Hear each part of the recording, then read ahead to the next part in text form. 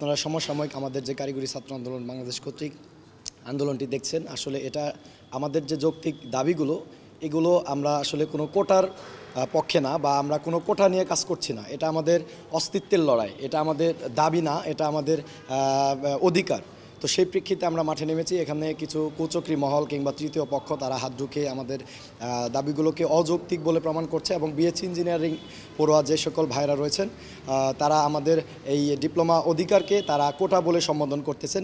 এই বিষয়টি আসলে ভাইদেরকে পরিষ্কার করে দিয়ে বলতে চাই যে আসলে আমরা আমাদের যদি পূর্বে লক্ষ্য করি, ইতিহাস দেখি, সেক্ষেত্রে 1994 সালের 19 মেতে একটা প্রজ্ঞাপন জারি করা হয়েছিল। সেখানে আমাদের ডিপ্লোমা ইঞ্জিনিয়ারিং পড়ুয়া 4 বছর মেয়াদী আমাদের এই ডিপ্লোমা ইঞ্জিনিয়ারদের জন্য উপসহকারী প্রকৌশলী 2য় শ্রেণীর যেটা 10ম গ্রেড সেটা নির্ধারণ করা হয়েছিল। আমরা তাদেরকে একটি কথা পরিষ্কার করে দিয়ে বলতে চাই, এখানে আমরা কোনো কোটা নিয়ে আন্দোলনের নামি নাই। আমরা শুধুমাত্র আমাদের অধিকার আদায়ের লক্ষ্যে আমরা শান্তি শৃঙ্খলভাবে আন্দোলনকে চলমান রেখেছি, এবং সেই প্রেক্ষিতে সরকার পক্ষ সচিবালয় আমাদেরকে আশ্বস্ত করেছে, এবং সেই প্রেক্ষিতে আমরা শান্তিপূর্ণভাবে একটা অবস্থানে রয়েছি, এবং পরবর্তী নির্দেশনাগুলো আমরা সিদ্ধান্তের মাধ্যমে জানাবো। লিলি হালাল বিউটি সোপ, বিএসটিআই কর্তৃক সনদপ্রাপ্ত দেশের প্রথম হালাল বিউটি সোপ, দীপ্তিময় উজ্জ্বল ত্বকের জন্য।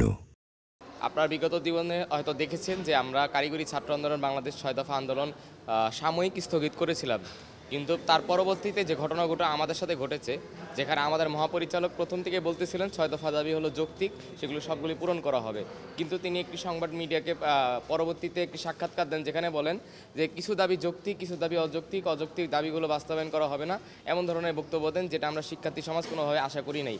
যেখানে তিনি একবার বক্তব্য দিচ্ছেন যে আমাদের 6 দফা দাবি যৌক্তিক, সেখানে আবার যদি কিছু দাবি যৌক্তিক, কিছু দাবি অযৌক্তিক এই ধরনের মন্তব্য আসে, তো সেক্ষেত্রে তো এটা আমাদের ছাত্র সমাজের কাছে গ্রহণযোগ্য ছিল না। তাই আমরা আমাদের সাময়িক আন্দোলন স্থগিত করার যে বিষয়টা ছিল, সে বিষয়টা গতকালকেই প্রত্যাহার করেছি, এবং আমরা আন্দোলন যে চলমান রাখবো সেই বিষয়টা ঘোষণা দিয়েছি।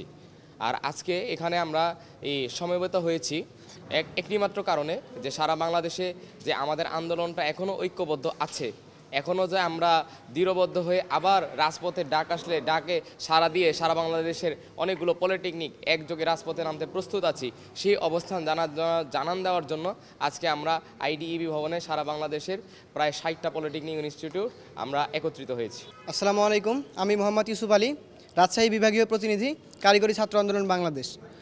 আপনারা সকলে অবগত আছেন যে আমাদের পূর্বঘোষিত কর্মসূচি অনুযায়ী সকল পরীক্ষা এবং ফর্ম পূরণ কার্যক্রম বর্জন করে আমাদের শিথিল কর্মসূচি চলমান রয়েছে।